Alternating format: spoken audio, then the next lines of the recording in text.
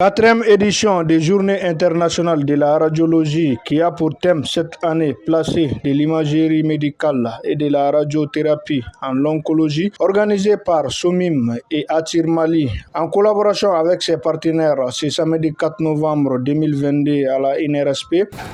Le 8 novembre 1895, Röntgen découvrit les rayons X,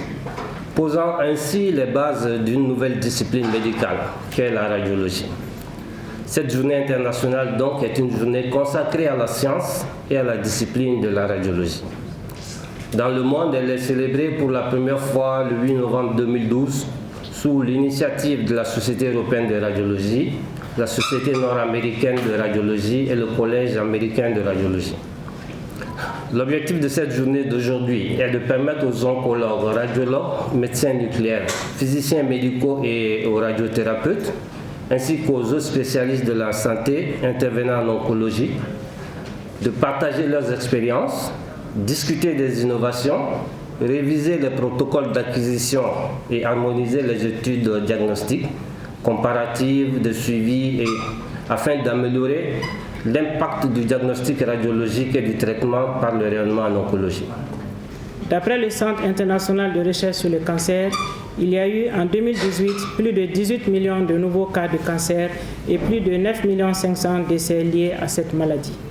On prévoit que d'ici 2030, il y aura plus de 24 millions de nouveaux cas de cancer chaque année et le nombre de décès s'élèvera à 13 millions. Le champ de survie des patients atteints de cancer sont beaucoup plus importants que lorsque ceux-ci ont accès à des services de détection précoce et de traitement. Aussi, le gouvernement malien a initié la stratégie de lutte contre les maladies non transmissibles pour la période de 2019 à 2023. Les techniques d'imagerie médicale et de radiothérapie contribuent grandement à répondre aux besoins liés à la prévention, au diagnostic et au traitement du cancer. Elles aident aussi à surveiller et à étudier le cancer sous toutes ses formes. Sans exprimer au nom du président de la transition et du Premier ministre les encouragements et remerciements aux organisateurs de cette journée, ainsi qu'à tous ceux qui appuient la lutte contre le cancer, à tous ceux qui soutiennent les malades et les assistent, à tout le personnel soignant.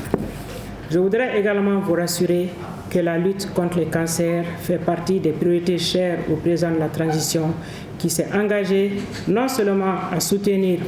la création d'un institut de cancer, d'un centre d'imagerie moderne, d'un centre de recherche et d'une grande salle de conférence de plus de 400 places dans un cadre verdoyant avec hébergement et tout ce qu'il faut